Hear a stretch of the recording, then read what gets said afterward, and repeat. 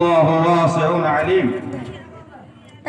محترم صدر ذی وقار، مشفق علماء کرام، بزرگوں و دوستوں، بڑے اختصار کے ساتھ اور بہت ہی مختصر وقت لے کر میں آپ کے سامنے حاضر ہوا ہوں۔ انشاءاللہ اس مختصر وقت میں کتاب و سنت کی روشنی میں چند باتیں آپ کے گوش گزار کروں گا انشاءاللہ بلا تمہید، چونکہ رات زیادہ ہو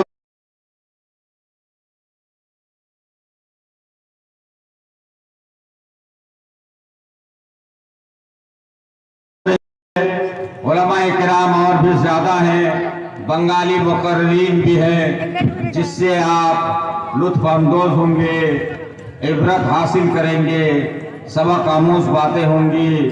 لیکن میں ان تمام حضرات سے گزارش کرتا ہوں جو باہر کھڑے ہیں، آپ تشریف لائیں، آگے کرسیاں خالی ہیں، آپ کرسی پہ بیٹھ جائیں اور اطمینان سے سنیں۔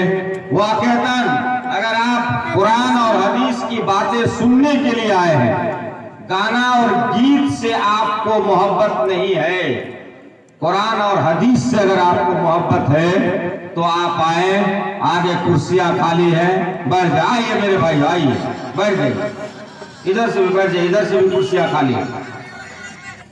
بلا تمہید میں آج کی تقریر میں آپ کے سامنے بیان کروں گا شادی بیاہ کے بدعتی رسوم اور ہماری شیر شاہ آبادی برادری کے اندر جو نکاح کے رواج ہیں، نکاح کے رسوم ہیں، اور جو حالات ہیں، جن حالات نے سماج کو لا کر جس پٹری پر لا کر کھڑا کیا ہے، میں ان تمام باتوں کی طرف آپ کو اشارہ کروں گا انشاءاللہ۔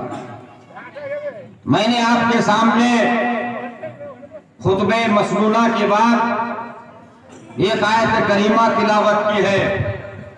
سب سے پہلے میں تلاوت کردہ آیت کا ترجمہ پیش کرتا ہوں۔ ارشاد باری تعالیٰ ہے، تم میں سے جو لوگ بے نکاح کے ہیں، یعنی جو لوگ غیر شادی شدہ ہیں، تم ان کا نکاح کر دو اور نیک بخت غلاموں اور لونڈیوں کا بھی نکاح کر دو۔ اگر یہ لوگ مفلس ہیں، محتاج ہیں، تو اللہ تعالیٰ انہیں اپنے فضل سے بے نیاز کر دے گا، اور اللہ تعالیٰ کشادگی والا ہے اور بہت زیادہ علم والا۔ یہ تھا آیت کا ترجمہ۔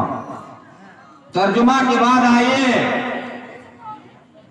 بلا تمہید، بلا مقدمہ، جو شادی بیاہ کا منڈپ سجایا جاتا ہے اور جو ہماری قوم میں نکاح کرایا اور کیا جاتا ہے، اسی تعلق سے اس آیت کے اندر ایک بہت ہی اہم حکم ہے، اور اس حکم کو آپ کو جان لینا ضروری ہے۔ سب سے پہلے آپ اپنے بیٹے کے لیے بہترین لڑکیوں کی تلاش کرتے ہیں، بہترین بہو تلاش کرتے ہیں۔ تلاش کرتے ہوئے بہت سارے لوگ مختلف قسم کے مزاج کے ہوتے ہیں۔ بعض حسن و جمال کو پسند کرتے ہیں، بعض مال و دولت کو دیکھ کر کے اپنی بیٹیوں کا یا اپنی پتوہ بناتے ہیں، بعض ایسا بھی ہے جو دینداری کو دیکھ کر کے اپنے بچے کی شادی کرتے ہیں، دیندار خواتین کو دیکھ کر کے۔ بعض ایسے بھی لوگ ہیں جو ان تمام چیزوں میں سب سے زیادہ جس بات کو ترجیح دی جاتی ہے وہ مال ہے، وہ ہے مال۔ مال پہلے لے لیا جاتا ہے۔ آج کل جو ائمہ کرام ہیں، منڈل وغیرہ ہیں، منڈل سے چھپا کر کے، ائمہ کرام سے چھپا کر کے، لڑکی کا گارجین اور لڑکا کا گارجین دونوں آپس میں ملتے ہوئے بات چیت طے کر لیتے ہیں۔ 1.5 لاکھ لگے گا، 2 लाख लगेगा, 3 लाख लगेगा, बात तय हो जाती है। और फिर शादी से कुछ दिन पहले तक जमा करने की शर्त लगा दी जाती है कि इतने दिनों में इतने रुपया आपको जमा करने होंगे। अगर वो इस बात पर लड़की वाला तैयार हो जाता है तो शादी का रस्म निभा लिया जाता है, और अगर नहीं तो फिर उस रिश्ते को ठुकरा दिया जाता है, चाहे वो बहुत ज्यादा खूबसूरत ही क्यों ना हो, दीनदार ही क्यों ना हो। जबकि नबी करीम सल्लल्लाहु अलैहि वसल्लम ने इरशाद फरमाया कि हुस्न जमाल, माल और दौलत, हसब और नसब, इन तमाम चीजों में दीनदारी को तरजीह दो। दीनदार खवातीन को अपने निकाह में लाने में तरजीह दो और उनको अपनी पुतों। एक अहम मसला देखिए, शादी की सेहत और उसकी दुरुस्तगी के लिए 4 चीजों का होना जरूरी है। याद रखें मेरे भाई, उलमाए किराम भी ध्यान दें। हम बुलबुल हो गए हैं, समाज हमारा उससे भी ज्यादा खराब हो गया। उलमाए किराम ने जब अपने कानों में रुई ठूस लिया, बुराई को देखते हुए अनदेखी कर दी और काजीनामा लेकर के बैठ गए, तो समाज में नंगा नाच होने लगा और शादी ब्याह के नाम पर बहुत ज्यादा बिदात और खराफात जन्म लेने लगे। इसके सबसे बड़े जिम्मेदार हम हैं, हम उलमाए किराम हैं। तमाम बुराइयों को जन्म हम देते हैं, खुसूसन शादी और ब्याह के मसले में। जहां लेन देन हुआ करता है वहां शादी क्यों पढ़ाने जाते? अगर आप शादी नहीं पढ़ाएंगे तो दूसरे मौलवी साहब को ला करके शादी पढ़ा देंगे, तो सोचते हैं कि हम ही क्यों ना शादी पढ़ा दे ताकि हमारा भी कुछ हो जाएगा। ये हमारी कमजोरी है, कम इल्मी है। और गार्जियन तो सोचता है कि इमाम साहब शादी नहीं पढ़ाएंगे तो क्या हुआ, गांव में ढेर सारे मौलवी हैं, उनको ला करके पढ़ाएं। और होता है ये होता भी है। शादी ब्याह के लिए सबसे पहली जरूरी चीज वली का होना है। वली के बगैर निकाह नहीं है। कुरान की रोशनी में मैं आपको बताऊं कि वली की शर्त शादी में है, और बिना वली के निकाह सही नहीं होगा। कुरान का हुक्म है, वो अनकिहुल अयामा मिनकुम, अनकिहु अल्लाह ताला ने फरमा दिया। तमाम उलमाए किराम ने यह अनकिहु से इस्तेदलाल किया है कि तुम उनका निकाह कर दो। यह खिताब औलिया के लिए है, यह खिताब वलियों के लिए है, सरपरस्तों के लिए है, बाप के लिए है, भाइयों के लिए, चचा के लिए है, दादा के लिए है। तमाम वलियों को खिताब है कि तुम्हारे जो गैर शादीशुदा लड़कियां हैं उनका निकाह तुम कर दो। ये वली को हुक्म है। कुरान साफ इस बात की गम्माती करता है कि शादी के लिए अव्वलीन शर्त वली का होना है। वली के बगैर निकाह नहीं होगा, ये अल्लाह ताला ने फरमाया। वो अनकिहुल अयाम, औलिया को खिताब किया, वली को खिताब किया। दूसरी आयत देखिए, अल्लाह ताला फरमाता है, वइज़ा तल्लक़्तुमुन निसाअ फबलगना अजलहुन्ना फला ताज़ुलुहुन्ना अन यनकिहना मिन अज़वाजिहिन्ना। ये अल्लाह ताला ने फरमाया, जब तुम औरतों को तलाक दो, बीवियों को तलाक दो और वो अपनी इद्दत को पहुंच जाए, तो तुम उन्हें ना रोको उनके खावंदों से निकाह करने के लिए। उनके खावंदों से निकाह करने से मत रोको। फला ताज़ुलुहुन्ना, उनको मत रोको। इसकी तफसील भी आपको जानना जरूरी है। कैसे? अगर आपने अपनी बीवी को 1 तलाक दे दिया तो मुतल्लका की इद्दत 3 हैज़ है। मुतल्लका की इद्दत 3 हैज़। 3 हैज़ के दरमियान शौहर अपनी बीवी को लौटा सकता है, लौटाने का इख्तियार है। ये जो आम रिवाज है समाज के अंदर, 3 चांद गुजर गया, 3 महीना गुजर गया, इसकी कोई हैसियत इस्लाम के अंदर नहीं है। महीना का एतबार किसके लिए है? ऐसी औरतों के लिए जिसको हैज नहीं आता। ऐसा हो चुकी, बूढ़ी हो चुकी, उसका हैज आना बंद हो गया, तो ऐसी औरतों के लिए महीने का एतबार होता है। लेकिन जो जवान है और जिनको हैज आता है, कुरान ने साफ तौर पर बयान फरमा दिया है, इसका ताल्लुक आया कि 3 हैज मुतल्लका की इद्दत है। 3 हैज के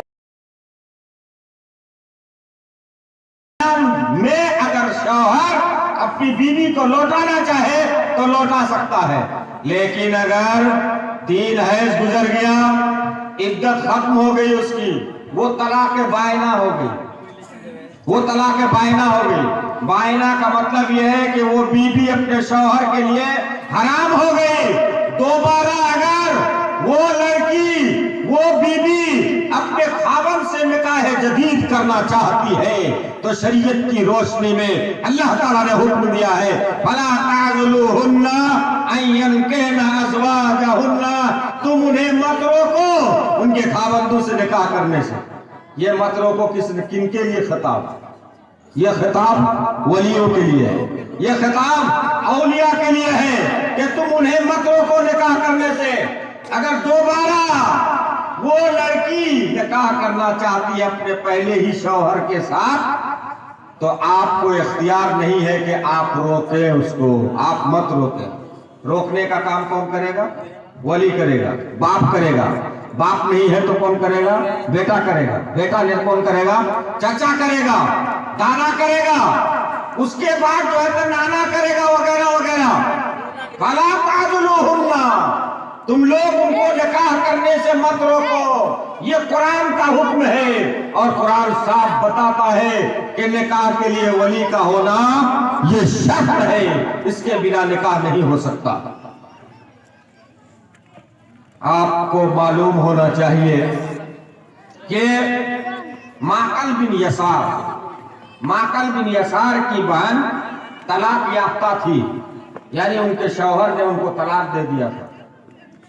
तलाक देने के बाद इद्दत गुजर गई, माकल बिन यसार की बहन अपने शौहर के लिए हराम भी हो गई, लेकिन फिर तरफैन की रजामंदी से उसकी बहन अपने खावंद के साथ निकाह करना चाहती है, रहना चाहती है।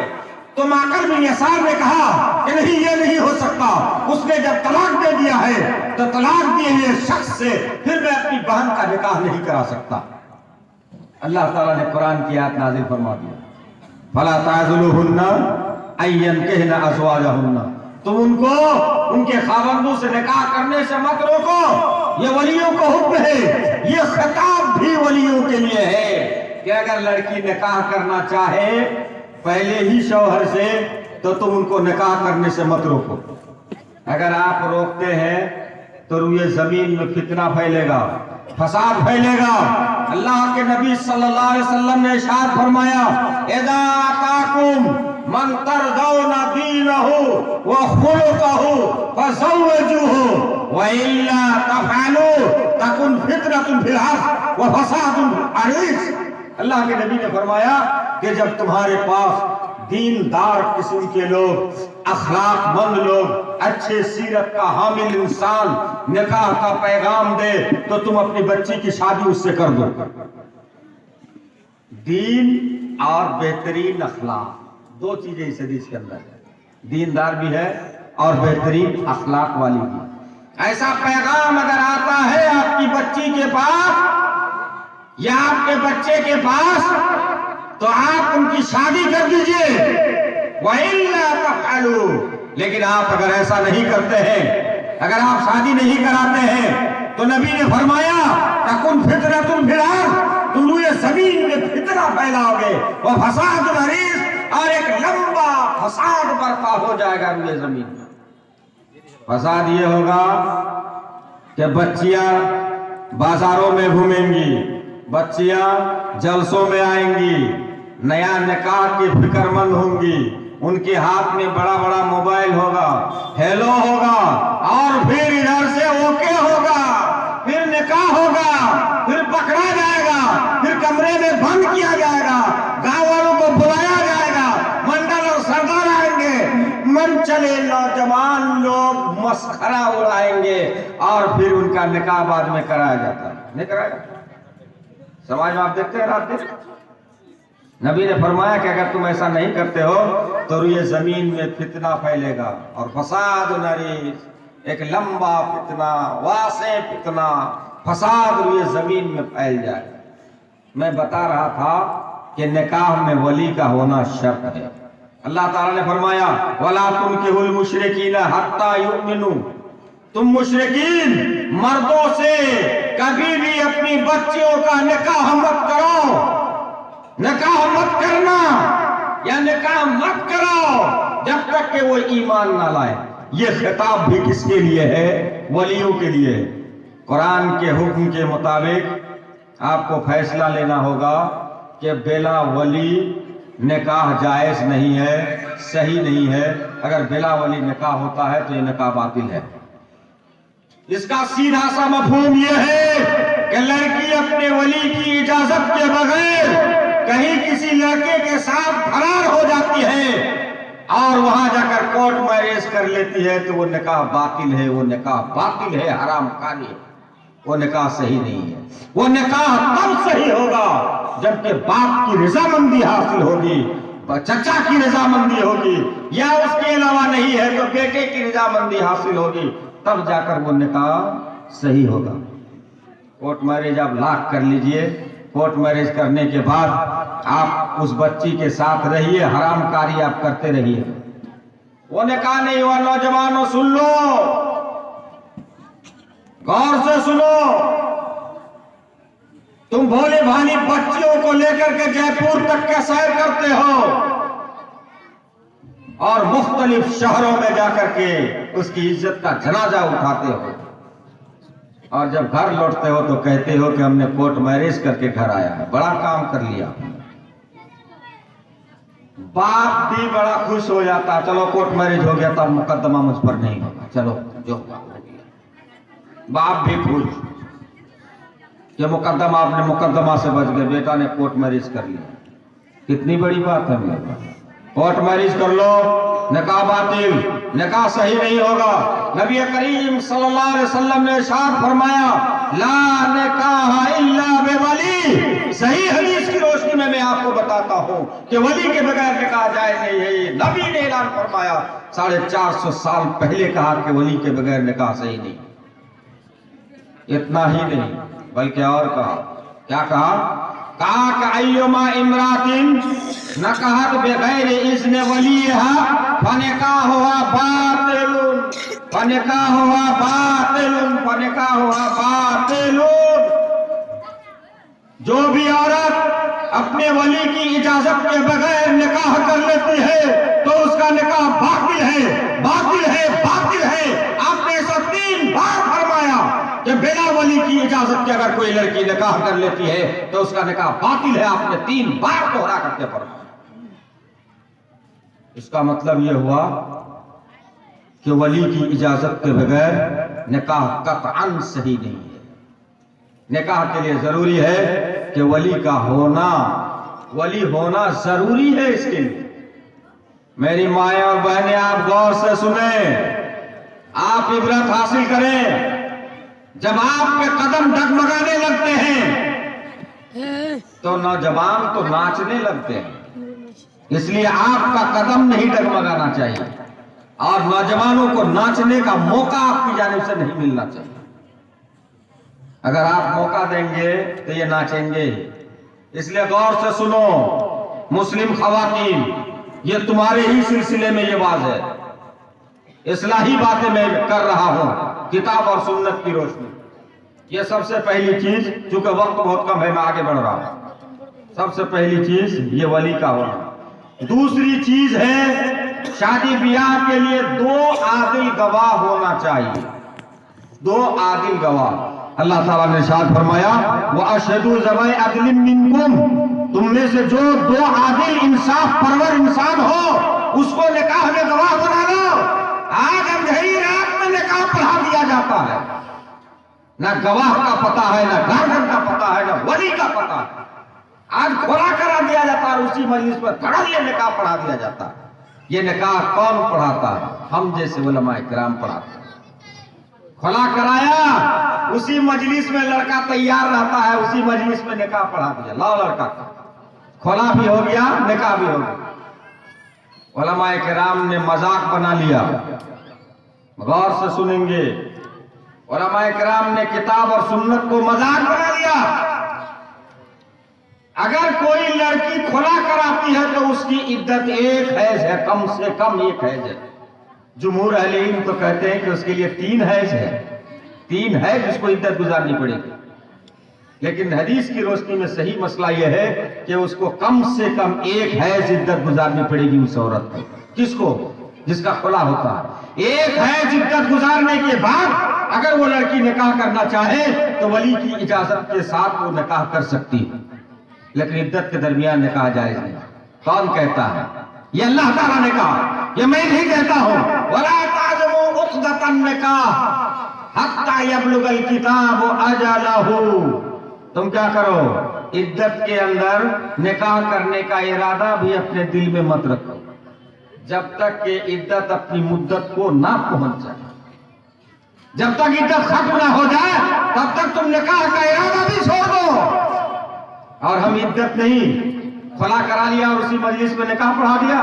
کون جاہل پڑھایا نکاح؟ نہیں، کسی عالم نے ہی پڑھایا. نکاح فسخ کیا، اسی مجلس میں اس کا نکاح پڑھا دیا یا دوسرے ہی دن اس کا نکاح پڑھا دیا. کیوں مذاق کرتے ہیں آپ؟ کم سے کم ایک حیض عدت گزارنی ہوگی تب جا کر کے نکاح ہوگا. اندھیری رات میں اندھیرے گھر میں کوڑے لگا کر کے چپ چاپ نکاح کرانے سے نکاح نہیں ہوتا ہے. وَأَشْهِدُوا ذَوَيْ عَدْلٍ مِّنكُمْ. تم میں سے دو انصاف پرور انسان کو گواہ بنا لو اپنے نکاح میں، تب جا کر نکاح صحیح ہوتا.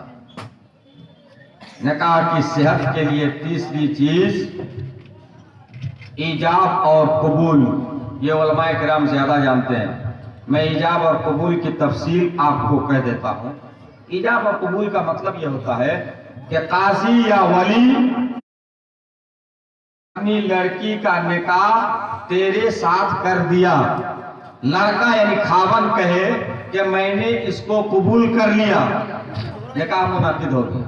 یہ ہو گیا ایجاب و قبول. اس کو ایجاب و قبول کہتے ہیں. یہ نکاح منعقد ہو گیا.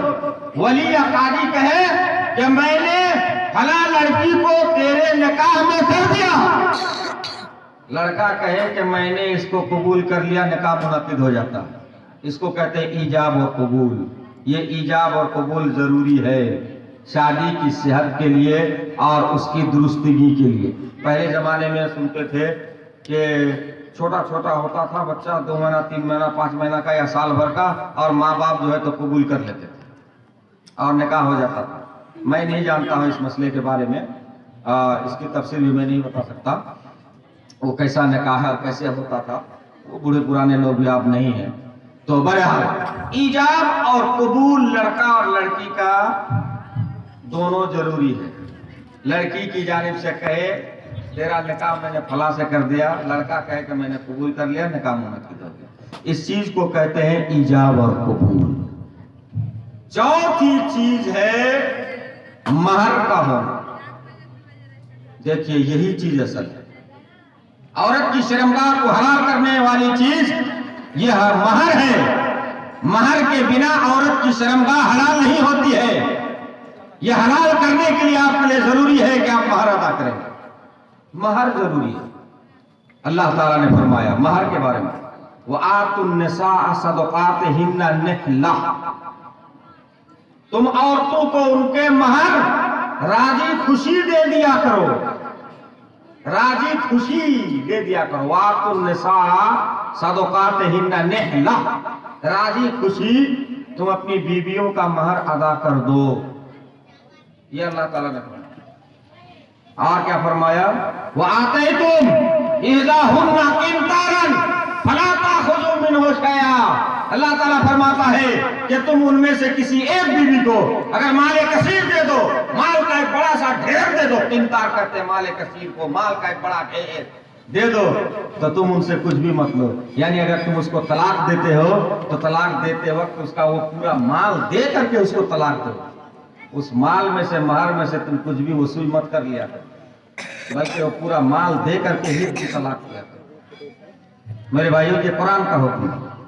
یہ ہے قرآن کا حکم. مہر کتنا ہونا چاہیے، کیسے ہونا چاہیے، یہ بھی احادیث کے اندر بے شمار ہے. میں آپ کو بتانا چاہوں گا کہ آج ہمارے سماج میں سب سے زیادہ مذاق مہر کے ساتھ ہوا کرتا ہے. میں یہ بلا रोज तो बिला झिझक बेबांगे दुहल आपके साथ कहना चाहता हूं कि मजाक मजाक होता है, महर के साथ वैसा मजाक नहीं किया जाना चाहिए। होता क्या है पहले मैं आपको बताता हूं। आपकी बेटी है, मजबूरी है कि मैं अपनी बेटी की शादी करा दूं, ये आपके लिए मजबूरी, ठीक मजबूरी है। मंडल लोग जब महर को तय करने के लिए बैठते हैं अपने कुटुंब वगैरह के साथ मिल करके, तो आप महर तय करते हैं 10,000 नगद कर लीजिए, 10,000 नगद कर लीजिए, 5,000 कर लीजिए, 3,000 कर लीजिए, 3,000 भी होता। आज के जमाने में लड़की कितनी बोझ हो चुकी है आपके लिए, लड़की कितनी खतरनाक हो चुकी है आपके लिए। आप अपनी बच्ची का महर 3,000 तय करते हैं। कभी आप अपनी बच्ची से पूछा कि 3,000 महर दें में तुम शादी करने के लिए तैयार हो या नहीं? कभी आपने पूछा? उनके हुकूक की पामाली की आपने, उनके हुकूक को छीना, सर्व कर लिया। और हमारे समाज की बेटियां इतनी साबरा हुआ करती हैं, इतनी खुश और इतनी मिलनसार हुआ करती हैं कि बाप ने जो कर दिया ठीक है, बाप ने जो कर दिया ठीक है। मैं नहीं कहता हूं कि हराम होता। 60 साल 65 साल के बूढ़े इंसान से 20 साल 25 साल की लड़की का आप निकाह कर देते हैं।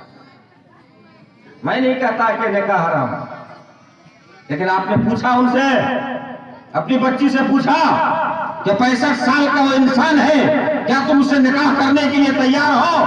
कभी आपने पूछा अपनी बच्ची से? आपने उसके हुकूक को सल्ब कर लिया। इतनी साबरा है आपकी बेटी, इतनी सब्र करने वाली है, इतना हुक्म को मानने वाली है कि आपके हुक्म को दुली नहीं करती और मान लेती है, और 60 साल के बूढ़े इंसान के बंधन में बंधकर रुखसत हो जाती है। मेरे भाइयों, महर के साथ मजाक में कह रहा हूं, 10,000 महर कर लीजिए, ये नकद कर लीजिए, बाकी रखना ठीक नहीं है। महर बड़ा फतवा मिल गया, पता नहीं किसने फतवा दिया, बाकी नहीं रखना चाहिए महर। किसने फतवा दे दिया? नगद है इसलिए 10,000, नगद है इसलिए 5,000।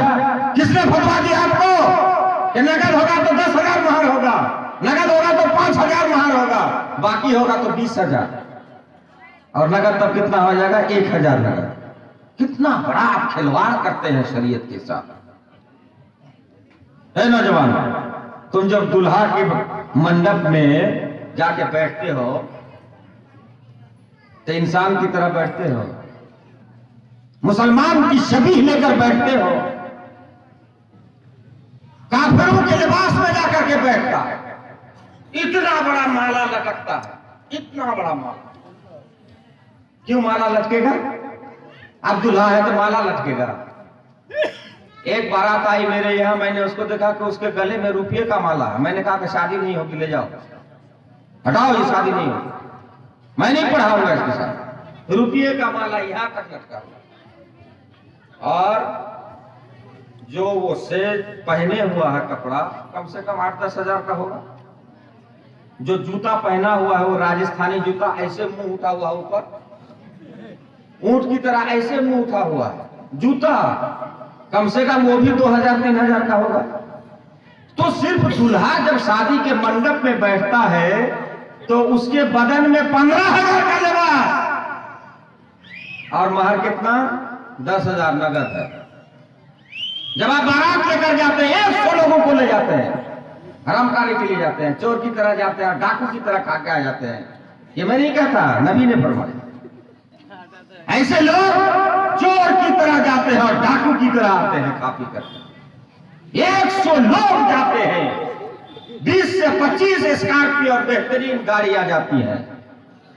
दुल्हा की जो गाड़ी बनती है मत पूछो, वो फूल का सेज सजाने के लिए उसका कारीगर होता है, उसको मंगाया जाता है बड़ी मुश्किल से, फूल लगाने के लिए, कारीगरी के लिए उसकी अलग फीस हुआ करती है।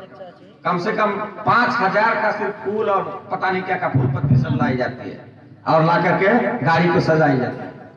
कितना खर्च किया आपने? अगर 20 गाड़ी आपकी जाती है इलाके में तो 20 दूना 40,000 आपका भाड़ा हुआ। 15,000 का आपका लिबास हुआ, सिर्फ दूल्हा का लिबास 40 और 15 55,000, इतना सिर्फ हुआ। और आपने पिंडाल लगाया 50,000 का। हाँ, जिनके यहाँ दिनार और दिरहम आते हैं, जिनके यहाँ दिनार और दिरहम आते हैं, उनके शादी का जो पिंडाल लगता 1.25 लाख 1.5 लाख का लगता, 2-2 मंजिला पिंडाल लगता हमारी शेरशाहबादी में। अरे हमारे गांव मोहल्ले में 1 लाख 1.25 लाख का पिंडाल लगता है। महर कितना? 10,000। पिंडाल का खर्च कितना? 1.25 लाख। गाड़ी का खर्च कितना? 50,000। दुल्हा का सेज कितना? 15,000 का। महर कितना? 5,000 और 10,000। कितना खिलवाड़। हमारी बदकिस्मती है कि हमारी शेरशाहबादी कौम के अंदर जितने भी मंडल है, मंडल हजरात ना गुस्सा है, जितने भी मंडल है वो आलिम नहीं है। ये हमारी बड़ी बदकिस्मती है। एक हजरत हमारे बैठे हुए, एक तो हमारे सल्फी साहब है, हमारा बड़ी दिनों के बाद दिखाई दे। लेकिन आप पूरे समाज में आप देख लीजिए, गांव में आप देख लीजिए, बहुत गहरी निगाह डाल ले आप, जो मर्डर है वो पढ़ा लिखा नहीं है। मर्डर बना लिया मोहगर को, मर्डर बना लिया माल वाले को, मर्डर बना लिया पूंजीपति वाले को, लेकिन आलिम को मर्डर नहीं बनाएगा। आलिम मर्डर ही नहीं चला सकता। वो तो बात है, नमाज पढ़ाए वही काम है।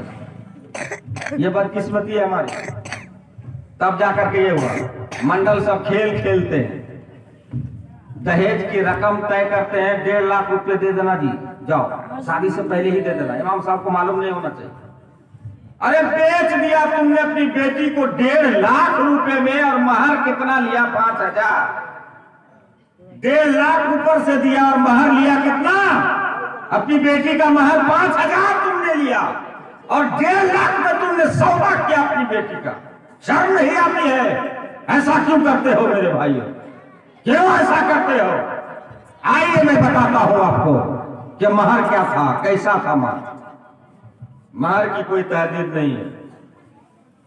कम महर की भी बात आई है, ज्यादा महर की भी बात आई है। इतना ज्यादा महर भी है कि आपका दिमाग खराब हो जाएगा सुनकर तहदीद। आइए मैं सुनाता हूं, 2-4 मिनट अगर लेट हो जाए सुनाता हूं। माहौल है, सुना जाए 2-4-5 मिनट। हाँ सुना जाए। कौन होकर? हाँ, बांग्ला खतीब को लाई, खूब फीस। बता क्या रहा था? हाँ, महर के मकदार कम भी ज्यादा भी। हजरत अब्दुल रहमान बिन औफ, एक बड़े साहबी, अल्लाह के नबी ने एक दिन उनके जिस्म पर देखा जर्द रंग का निशान रंगा हुआ था, यानी बदन के कपड़े में कहीं रंग था। उस रंग को देख करके आपने फरमाया, अय अब्दुल रहमान, ये क्या है जी? ये तुम्हारे जिस्म में एक ऐसा रंग है। कहा कि अल्लाह के नबी, मैंने शादी कर ली है, सोने की गुठली के एक वजन के बराबर के बदले में मैंने शादी करी। सोने की एक गुठली छोटी सी, उसके मिकदार के बराबर मैंने, उसके एवज में मैंने शादी कर ली। अल्लाह के नबी सल्लल्लाहु अलैहि वसल्लम ने उसको दुआ दी, और दुआ देने के बाद कहा कि अगर एक ही बकरी हो वलीमा करो, वलीमे की दावत करो। हम लोग किसको वलीमा कहते हैं? किसको वलीमा कहते हैं? इमाम साहब 3 बार कबूल पढ़ा दिए और उसके बाद जो है तो चलो छुहारा तकसीम हो रहा, ये हो रहा क्या? वलीमा। ये वलीमा नहीं है, इसको वलीमा नहीं कहते, ये बेकार है, इसकी कोई हैसियत नहीं है, इसकी कोई हैसियत नहीं है। उलमा से पूछ लो जाकर, ये छुहारे और बतासे की कोई हकीकत नहीं है। वलीमा अलग चीज है, मैं बताता हूँ, वक्त नहीं है नहीं तो आपको तफसील से बताता। वलीमा अलग चीज हुआ। एक औरत आई अल्लाह के नबी के पास और उन्होंने कहा कि अल्लाह के रसूल, इन्नी वहब्तु लका नफ्सी, अल्लाह के नबी मैंने अपने नफ्स को आपके लिए हिबा कर दिया, दान कर दिया। यानी वो औरत चाहती थी कि मैं अल्लाह के नबी से शादी कर लूं, ये मुराद उनकी थी कि अल्लाह के नबी मैं आपसे शादी करना चाहता। अल्लाह के नबी खामोश रहे, कोई जवाब नहीं दिया। फकामत तवीलन, हदीस में है फकामत तवीलन। ये लड़की कहने के बाद बहुत देर तक, लंबी देर तक वो औरत खड़ी रही, लेकिन अल्लाह के नबी ने कोई जवाब नहीं दिया। एक सहाबी ने देखा कि अल्लाह के नबी जब जवाब नहीं दे रहे तो इसका मतलब यह है कि इसके लिए तैयार नहीं है। उस सहाबी ने कहा कि अल्लाह के रसूल जव्विज़नीहा इल्लम तकुल लहा बिहा हाजा, कहा कि अल्लाह के नबी इस औरत की मुझसे शादी कर दीजिए अगर आपको इसकी जरूरत नहीं है तो। अल्लाह के नबी ने कहा कि तुम्हारे पास महर देने के लिए क्या है? कहा कि माँ एजारी इल्ला हाजा, कहा कि मेरे पास तो इस तहवन के अलावा कुछ नहीं है महर में देने के लिए। कहा कि ये सिर्फ तहवन है। अल्लाह के नबी ने फरमाया कि तुम महर में तहवन दे दोगे तो फिर पहनोगे क्या, फिर पहनोगे सोओगे क्या, फिर कैसे तुम्हारा गुजर हो? जाओ कुछ तलाश करके लाओ, कोई चीज ले आओ। वो साहब चले गए, खूब तलाश किया लेकिन कुछ नहीं मिला। आने के बाद कहा कि अल्लाह के नबी मैंने बेशियार तलाशा लेकिन कुछ मिला नहीं। आपने फरमाया कि जाओ अल्तमिस वलौ खातमन मिन हदीद, जाओ कम से कम एक लोहे की अंगूठी ही तलाश करके लाओ, वही तुम्हारा महर कर देंगे। फिर गया बेचारा तलाश करने के लिए, लेकिन उसको लोहे की अंगूठी भी नहीं मिली। कहा कि अल्लाह के नबी वापस आने के बाद कहा अल्लाह के नबी मुझे कुछ नहीं मिला, लोहे की अंगूठी भी नहीं मिली। कहा कि क्या तुम्हें कुरान की कुछ आयतें कुछ सूरतें याद हैं? तो कहा कि हाँ अल्लाह के नबी फला फला कुरान की फला फला सूरतें मुझे याद आ, नाम भी लिया हदीस में, सम्मा बिहा, नाम भी लिया। अल्लाह के नबी ने फरमाया कि जाओ मैंने तुम्हारी शादी इसके साथ कर दी, इसके बदले में तुम जाओ और जाकर के कुरान की इन सूरतों को इन आयतों को ने सिखला देना, यही तुम्हारा महर है। ये कम से कम महर, अगर कम से कम महर भी होगा तो भी निकाह जायज है। लेकिन एक तरफ आप खर्चा करोगे लाखों और महर में आओगे तो सैकड़ा खर्च करोगे लाखों बिदअत में, और महर में आओगे तो सैकड़ा, 3000, 5000, 100 रुपया नगद। जाइए देखिए मेरे कादीनामा 2003 से 100 रुपया नगद भी है, 50 रुपया नगद भी है। क्या किया आपने? मजाक किया। इन लोगों को रोकिए ना, मजाक किया आपने, बहुत ज्यादा मजाक किया।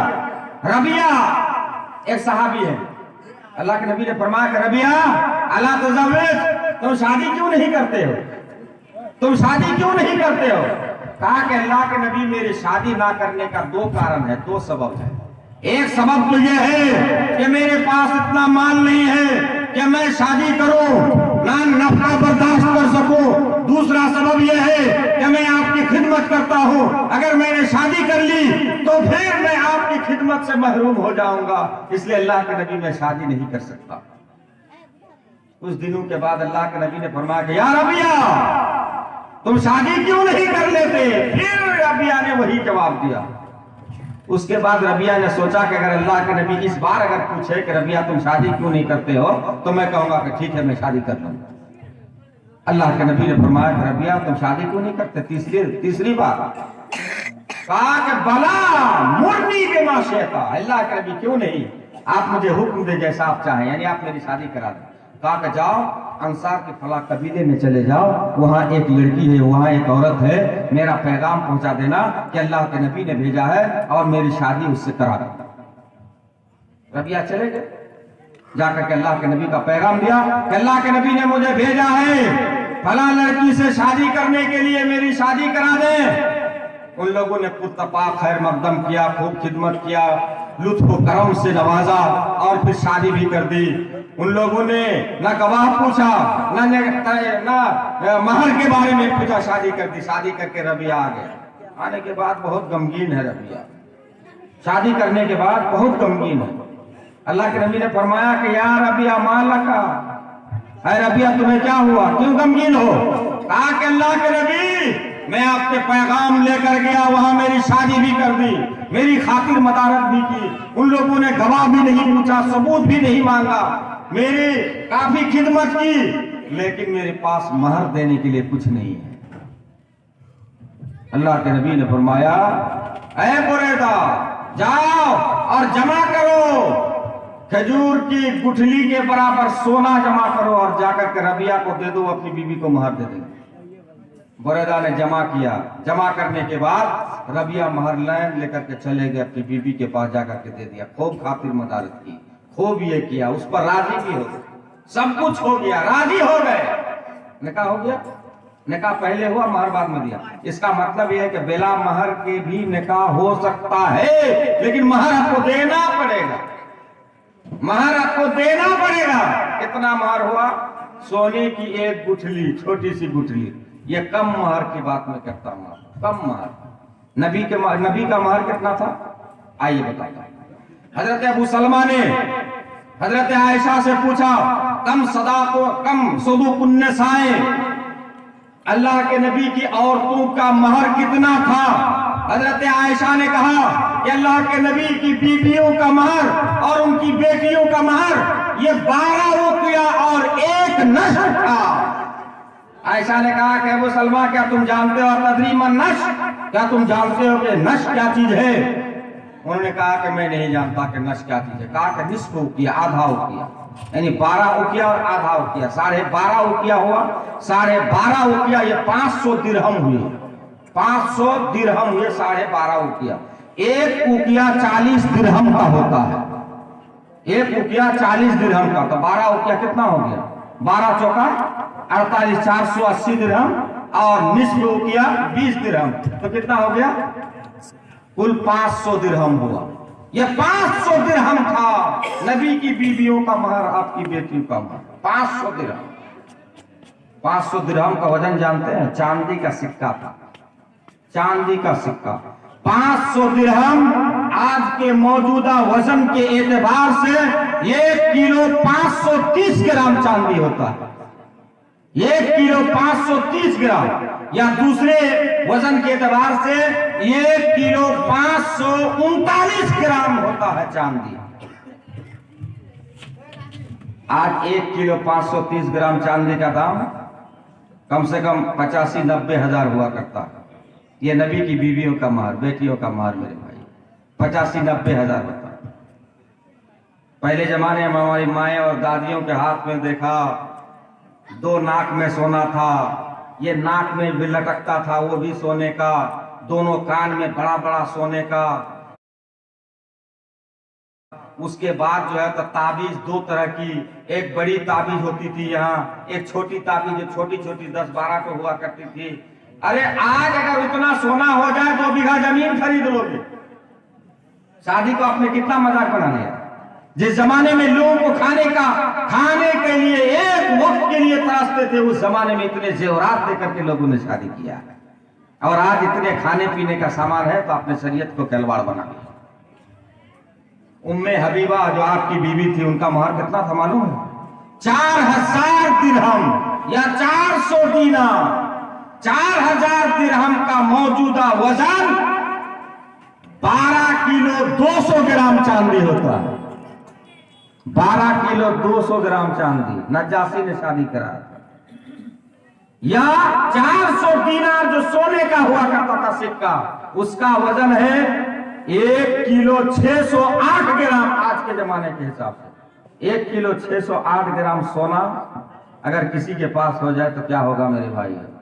وہ زمین پہ قدم نہیں رکھے گا۔ اتنا مہر ہوتا تھا، اتنا مہر ہوتا تھا۔ یہ قحط سالی کے زمانے میں، نبی کے زمانے میں جب کہ مال نہیں تھا، دولت نہیں تھی، کچھ ہی صحابہ کرام کے پاس دولت تھی، لیکن یہ تھا، یہ مہر کا طریقہ تھا۔ آج ہم نے کون سا مہر بنا لیا؟ نہ ہمارے پاس مہر فاطمی ہے، نہ ہمارے پاس نبی کی بیویوں کا مہر ہے، نہ ہمارے پاس حضرت عمر نے کہا کہ تم لوگ مہر کو زیادہ مہنگا مت کیا کرو۔ اگر مہنگا مہر کرنا اگر زیادہ تقوی کی بات ہوتی یا زیادہ بہتر ہوتا تو نبی کی بیویاں اس کے لیے زیادہ لائق تھی کہ ان کا مہر زیادہ ہوتا۔ جب لوگ تفاخر کے لیے مہر کو بہت زیادہ باندھنے لگے تو حضرت عمر نے 400 درہم مقرر کر دیا کہ 400 درہم سے زیادہ مہر متعین نہ کیا کرو۔ تو ایک قریشی عورت کھڑی ہو گئی اور کہا، اس نے کہا کہ امیر المومنین آپ نے غلط کہا ہے، آپ 400 درہم کیوں متعین کر دیا؟ آپ نے غلط کہا، جبکہ اللہ تعالیٰ نے فرمایا کہ اگر تم بیویوں کو ایک مال کثیر بھی دے دو، قنطار مال کا ایک ڈھیر بھی دے دو تو تم ان سے نہ لو۔ حضرت عمر حق کو قبول کرنے والے تھے، انہوں نے کہا کہ آج ایک انسان، ایک مرد ایک عورت کے آگے ہار گیا اور ایک عورت جیت گئی، اور بالکل وہ عورت صحیح پر ہے۔ قرآن کا حکم ہے کہ مہر کو متعین نہ کرو، تحدید نہ کر دو کتنا ہی دو، بلکہ اپنی وسعت اور اپنی حالت اور اپنی دولت اور اپنی اقتصادی حالت کو دیکھ کر کے مہر متعین کیا کرو۔ یہ یہ طریقہ تھا نبی کریم صلی اللہ علیہ وسلم کا اور صحابہ کرام کا۔ میرے بھائیوں، باتیں لمبی ہو رہی ہے، رات بھی زیادہ ہو رہی ہے، باتیں اس سلسلے میں اور بھی زیادہ تھی، لیکن میں بات کو لمبی نہیں کرنا چاہتا، میرا وقت زیادہ بھی ہو رہا ہے، 10 منٹ میں نے زیادہ لے لیا ہے، اس کے لیے میں معذرت پیش کرتا ہوں اور میں آپ کو پیغام دیتا ہوں کہ نکاح کی جو شرعی حیثیت ہونی چاہیے اس حیثیت کو آپ فوقیت دیں۔ آپ چوری چھپے لڑکی والوں کی مجبوری کا ناجائز فائدہ اٹھا کر کے آپ ان سے پیسے نہ اٹھیں، نہ لیں، بلکہ آپ شرع محمدی کے مطابق نکاح کرا دیں۔ پہلے زمانے میں کتنا اچھا نکاح ہوتا تھا، بیل گاڑی جوڑ کے جو لوگ جاتے تھے، امام صاحب آتے تھے اور نکاح پڑھا دینے کے بعد پانی میسر ہوا تو ہوا، نہیں تو نکاح کر کے چلے گئے۔ آج نکاح کا حال دیکھیے، رسگلہ کو دبا دبا کے کھاتے ہیں میرے بھائی۔ رسگلہ کے پیچھے ہماری نوجوان پاگل ہے مٹھائی کے پیچھے۔ نوجوان آپس میں گپ کرتا ہے کہ ہم نے 80 رسگلے کھائے، اس کا باپ کا کھایا، کس کا کھایا؟ جاؤ ہوٹل میں خرید کے کھاؤ، تب پتا چلے گا کہ کتنے رسگلے کھائے۔ شادی کو آپ نے مذاق بنا لیا، نکاح کو مذاق بنا لیا میرے بھائی۔ آپ شریعت کے ساتھ کھلواڑ نہ کریں، شریعت کو پہچانیں، اسلام کے قوانین کو پہچانیں، اور ہم اللہ سے دعا کرتے ہیں کہ اللہ تعالیٰ ہم تمام مسلمانوں کو کتاب و سنت کے مطابق چلنے کی توفیق عطا فرما۔ آمین۔ تقبل یا رب العالمین۔ سبحان ربک رب العزت عما یصفون وسلام علی المرسلین والحمد للہ رب العالمین۔ السلام علیکم ورحمۃ اللہ۔